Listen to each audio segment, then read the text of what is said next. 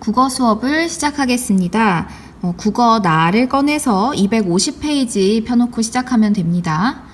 실태조사를 바탕으로 하여라고 되어 있지만 우리는 모둠을 짜서 실태조사를 하고 할 그런 여력이 없었기 때문에 올바른 우리말 사용을 주제로 글쓰기만 하도록 하겠습니다.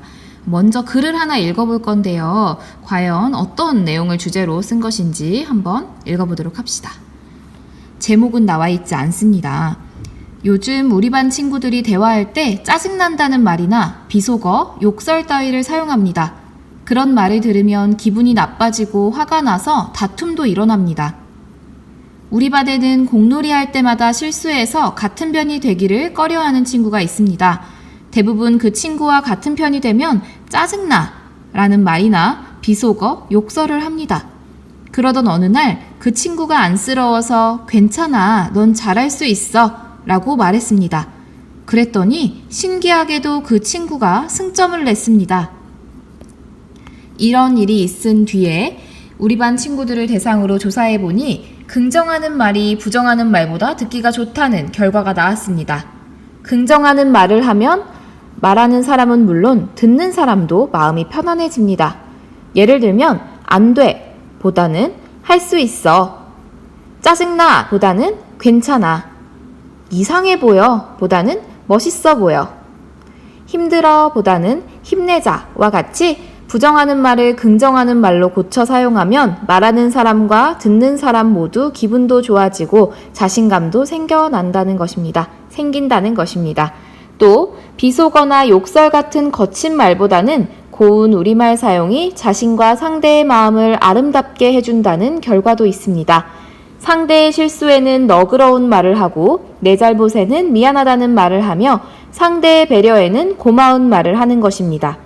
비속어나 욕설을 사용하면 추한 마음이 생길 것인데 고운 우리말을 사용하면 너그러운 마음이 생기고 미안한 마음이 생기며 고마운 마음이 생김으로 아름다운 사람이 된다는 것입니다.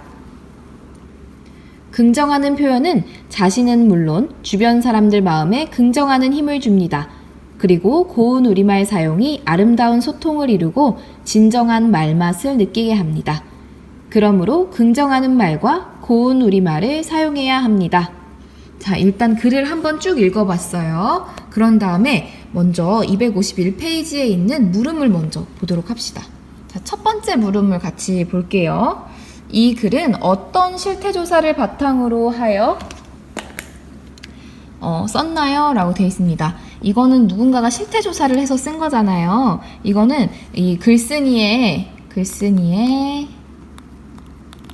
반에서, 그쵸? 글쓴이 우리 반이라고 하는 이 반에서 친구들을 대상으로 우리말 사용에 대해서 실태조사를 한 것입니다. 글쓴이는 왜 이런 글을 썼을까요? 왜? 우리 글로 다시 돌아가서 한번 생각을 해볼까요? 요즘이라고 해서 첫 번째 문단을 볼게요. 요즘 우리 반 친구들이 이런 말을 씁니다 라고 했죠. 다툼도 일어나고 지금 실태를 파악하고 있어요. 실태가 굉장히 좋지 않습니다 이런 말이에요. 예시로는 두 번째 실태 파악입니다. 짜증나 이런 말도 쓰고, 그런데 어느 날 괜찮아라고 했더니 승점을 냈대요. 그래서 이렇게 좋은 사례가 있으니까 이 실태를 개선할 수가 있겠다라는 거죠. 그래서 왜 이 글을 썼냐면요.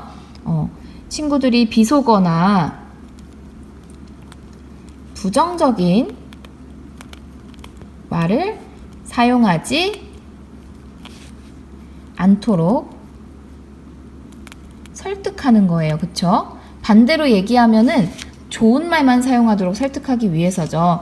그렇다면은 생각을 뒷받침하는 근거는 무엇일까요? 여기 한번 다시 봐볼까요? 주장이라고 하면 요거잖아요. 긍정하는 말과 고운 우리말을 사용해야 합니다. 이게 사실 궁극적으로 정말 글쓴이가 하고 싶은 말인데 왜 이런 말을 사용해야 된다고 이야기를 했냐면, 자, 근거 한번 찾아보도록 합시다. 자, 그러면 여기 이런 얘기가 있네요. 조사를 해봤더니 첫 번째 근거는요, 긍정하는 말이 부정하는 말보다 듣기가 좋다 이런 얘기가 나왔습니다. 그래서 말하는 사람과 듣는 사람 모두 기분이 좋아지고 자신감도 생긴다는 것입니다. 이게 근거 1이에요. 그쵸? 그 다음에 또 이런 얘기가 있어요. 거친 말보다는 고운 우리말 사용이 자신과 상대의 마음을 아름답게 해준다는 결과도 있습니다. 이게 두 번째 근거일 것입니다. 그 다음에 자신은 물론 주변 사람들 마음에 긍정하는 힘을 줍니다. 이것도 근거가 될 수 있겠네요. 이런 것들을 찾으면 되는 겁니다. 빈칸에 들어갈 알맞은 제목은 무엇일까요? 지금 계속 하고 싶은 말이 뭐예요? 비속어나 욕설이나 부정적인 말 하지 마. 그리고 뭘 해? 긍정적이고 고운 우리말을 사용하자. 이런 말이죠. 그래서 여러분도 본인이 쓰고 싶은 대로 써도 되는데 선생님은 이렇게 한번 써볼게요. 긍정하는 말과 긍정적인 말과 고운 우리말을 쓰자. 뭐 이렇게 해도 좋을 것 같습니다. 자, 그럼 2번으로 넘어가 볼까요? 지난 시간에 조사한 우리말 사용 실태를 떠올려보고 올바른 우리말 사용에 대해 글을 쓰려면 어떻게 해야 할지 친구들과 질문을 만들어 묻고 답해봅시다 라고 되어 있어요. 먼저 우리말 사용 실태를 조사한 내용을 근거로 해서 주장하는 글쓰기를 하는 게 좋겠어. 난 우리말을 올바르게 사용하자고 주장하는 글을 쓰고 싶어. 지금 다 주장하는 글을 쓰는 거예요. 자, 그러면 관련 있는 질문 또는 조사한 내용을 바탕으로 우리 조사는 하지 않았지만 직접 생각으로 이건 다 알 수가 있는 거예요. 그래서 우리말 사용 실태 왜 조사했을까? 또 왜 이런 질문도 좋겠죠. 왜 올바른 우리말을 써야 할까? 궁극적으로는 이 질문을 던져야 여러 가지 근거를 생각해낼 수 있습니다. 그래서 이제 251페이지까지 해봤고요. 다음으로 넘어가서 자, 우리말 사용을 주제로 글을 써봅시다. 여러분, 여기서부터는 이제 여러분이 하는 시간이에요. 주장은 무엇으로 할까요? 여러분도 한번 생각해 보세요. 올바른 우리말에 대해서 글을 쓰고 싶은데 주장을 무엇으로 할까? 가장 혹시 저는 좀 번뜩이는 아이디어로 다른 걸 생각했어요 하는 친구 괜찮습니다. 아주 칭찬합니다. 그런데 만약에 생각이 잘 안 나요 하는 친구는 주장을 이런 식으로 쓰면 좋을 것 같아요. 뭐 올바른 우리말을 사용하자. 뭐 이런 식으로 사용하자 또는 사용해야 한다. 이런 주장을 쓰면 좋겠어요. 그리고 근거부터는 이제 정말로 여러분이 써야 됩니다. 이거는요, 여러분, 만약에 자료가 필요하잖아요? 그러면 인터넷에 충분히 검색하면은 나올 수도 있을 것 같아요. 올바른 우리말을 사용해야 되는데, 왜? 이 올바른 우리말을 사용하면 뭐가 좋은데, 세 가지 이유를 쓰고 이거에다가 살을 붙여서 큰 이야기를 하면 되겠죠. 근거는 무조건 2개에서 3개 정도는 있어야 된다. 자, 여기 한번 볼까요? 주장에 대한 근거를 들 때에는요, 첫 번째로 자료를 제시하는 방법이 있어요. 어떤 조사 결과에 따르면은 몇 퍼센트 이런 식으로 그래프가 나와 있는 자료가 있을 수도 있고요. 또는 전문가의 말을 인용할 수도 있고, 두 번째로는 이제 구체적인 사례를 들어서 설명하는 방법이 있어요. 아까 전에 앞에 있는 글에서는 이런 사례가 있었어요. 계속 못한다 했던 친구한테 잘한다 해줬더니 정말 승점을 냈다. 이런 게 바로 사례가 되거든요. 또 여러분 중에는 또 부모님이 나한테 부정적인 말을 했을 때는 내가 되게 못했는데 긍정적인 말을 하니까 성적이 올랐다든지 이런 근거로도 나올 수가 있겠습니다.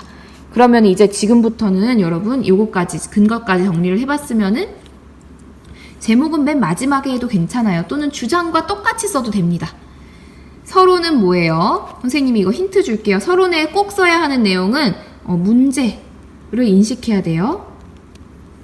요즘에 이런 언어 사용과 관련해서만 글을 쓰는 겁니다. 지금 올바른 언어 사용, 우리말 사용에 대해서 요즘에 문제가 이런 문제가 있다, 실태가 이렇다 이런 것들을 쭉 써주고 마지막에 이제 주장이 살짝 나와야 돼요. 그래서 나는 올바른 우리말을 써야 된다고 생각한다.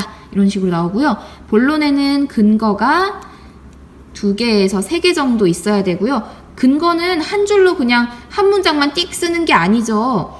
왜냐하면 이러이러하기 때문에 해야 된다 하고 나서 끝이 아니라 이거에 대해서 더 설명하는 문장을 2-3개 정도는 쭉 더 써줘야 돼요. 그래야 이게 한 문단이 되는 거잖아요. 두 번째도 둘째 이런 식으로 해서 이유를 근거를 쭉 얘기해주고 결론에선 뭐라고 했어요? 본론에서 얘기했던 본론의 근거를 정리하면서 다시 강력하게 주장을 하면서 마무리를 지으면 되겠습니다.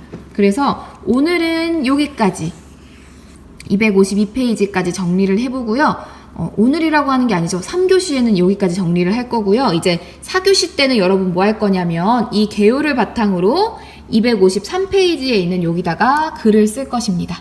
자, 글을 쓰고요. 선생님한테 혹시 글을 쓰다가 모르는 게 있으면 언제든지 카톡이나 전화로 질문을 하세요. 그러면은 여러분 왔을 때 선생님이 국어 시간에 요거를 다시 한번 검사도 하고 그리고 첨삭 지도를 해주도록 하겠습니다. 그래서 오늘 일단 수업 관련해서 설명하는 영상은 여기까지예요. 우리 포기하지 말고 글을 멋있게 한번 써보도록 합시다.